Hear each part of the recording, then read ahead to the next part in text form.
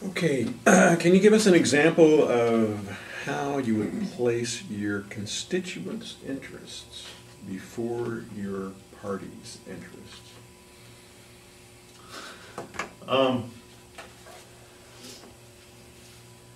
My constituents tend to be small business, self-employed people, and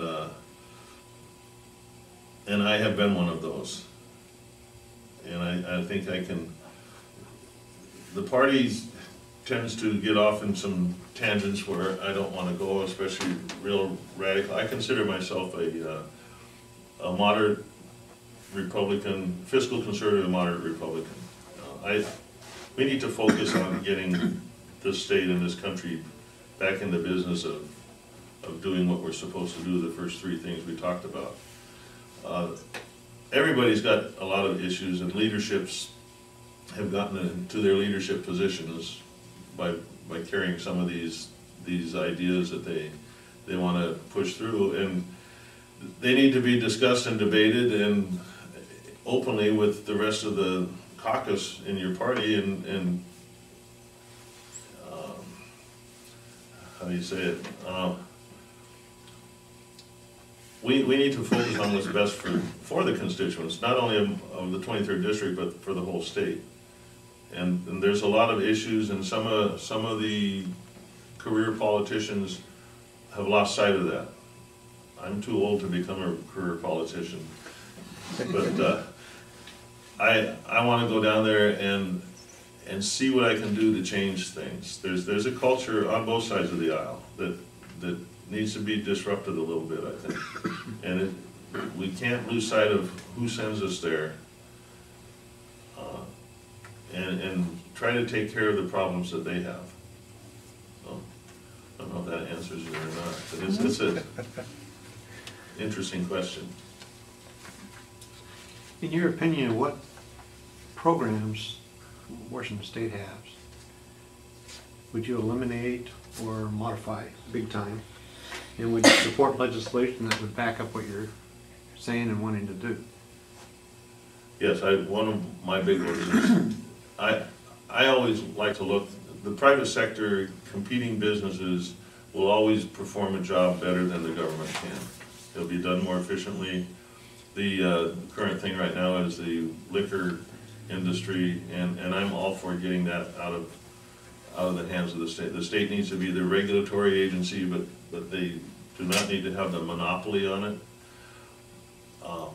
I see thousands of new jobs coming from that happening, whether it's in distribution, regional distribution centers, rather than one that are privately owned and operated, but regulated by the liquor boards, so that we continue to have this second leg of what government's supposed to do in public safety. But I see a lot more jobs and a lot more, I've been studying two models of how that works. In Florida, you have standalone liquor stores that sell spirits, beer and wine and everything, and cigarettes and swizzle sticks and everything else.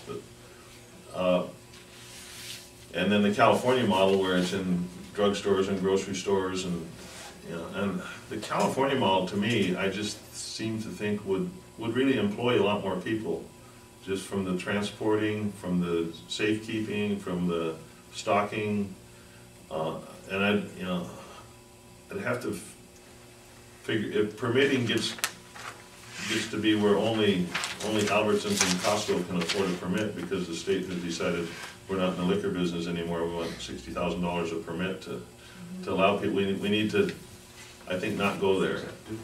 Yeah, but those kind of initiatives, I would be all on board if the citizens initiative that's being discussed right now, and there's two of them. One is the Costco model, and one is just a kind of a bare bones. We'll pass it and make it work.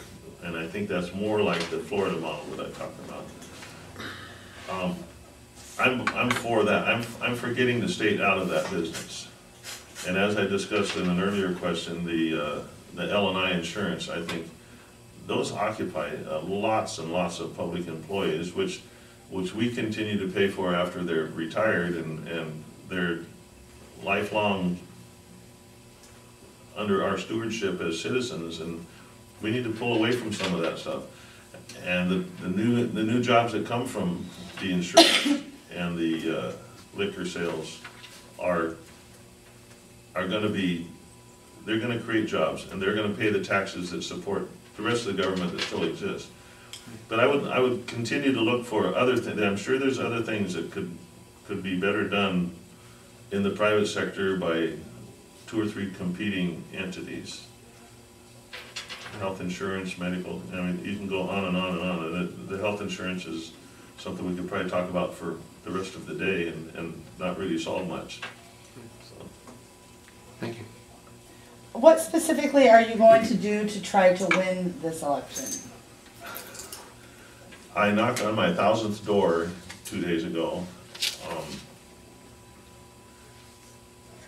I'm looking, I've hired a consultant who studies all the voting records of various precincts. One of the things we're targeting is what we consider valid swing precincts, which is, so where does this go, this film?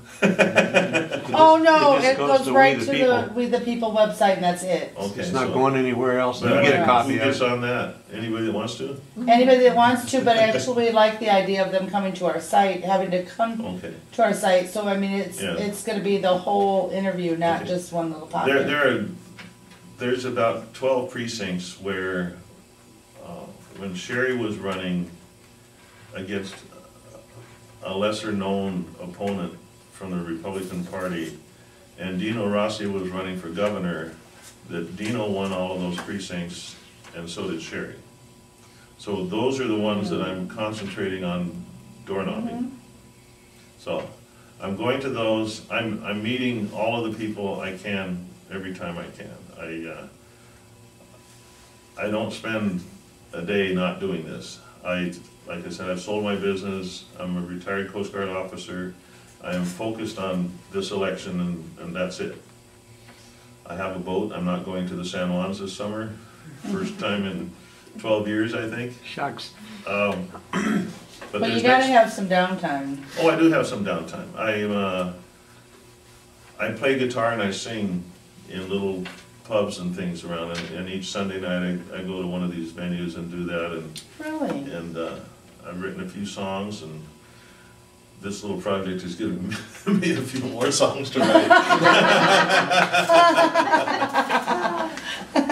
But yeah, and I've also, I write a lot. I've been working on a novel, but that's kind of set aside for a while. But I do have other interests, but the focus right now is this election.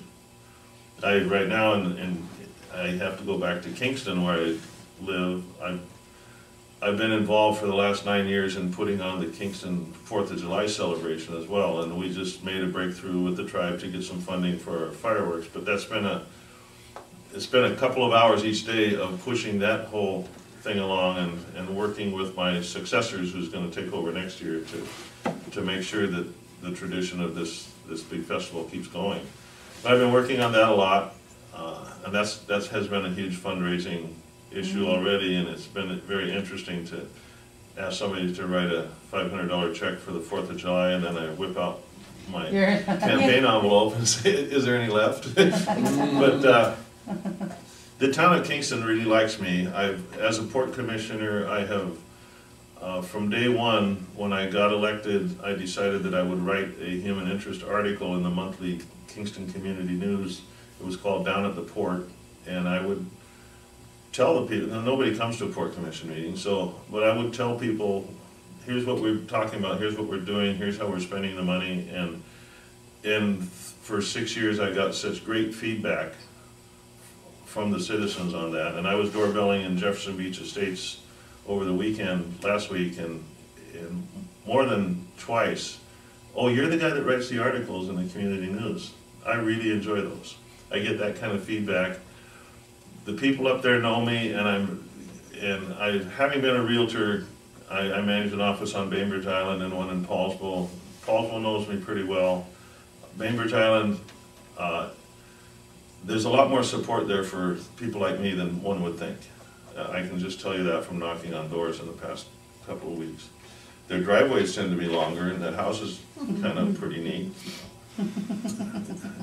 And when you're walking, when you're doing this, you don't cut through somebody's garden, you walk Right. 100 yards down, 100 yards out, you go over 40 feet, you go 100 yards down and 100 yards out. So, but I have to know the people that I'm representing, and you know, I can't go out and meet 47,000 people, but by November I will have said hello to 20,000 of them. And there's some people in Bainbridge who are holding a fundraiser for me tomorrow. They expect 100 people at that luau, and the following day down in Lamola Shores and Paulsbo, a bunch of the people from Paulsbo are getting together, and there should be 100 people there too. And this is fundraising, but it's also getting to know me or re-know me from my real estate days or my business days. I went to my former business partner who owns my company now, and I asked him if I could get the names and the addresses of the customers with the zip codes that are in the 23rd district. And I was blown away when he handed me a list of 3,200 people that bought goods and services from my little company up there in Kingston that are just in the 23rd district. Wow. Not to mention Gig Harbor, Bellingham, and all the I-5 corridors. I'm very proud to have done that. But I'm not shy, I'm not afraid to ask for money. It's really tough raising money at this time, both for the 4th of July and for this campaign. The couple of parties that I'm having, or that are being held for me this weekend, should turn that around a little bit.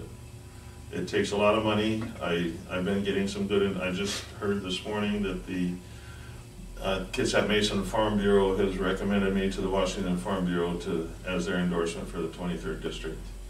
I've been endorsed by the Affordable Housing Coalition of Kitsap County to be endorsed by the Washington Affordable Housing Commission. And I'm getting some feedback from other businesses. I have some family at Alaska Airlines that they're working on an endorsement for me too. So I just keep plugging away every day at it, and I have a lot of confidence that I can do this.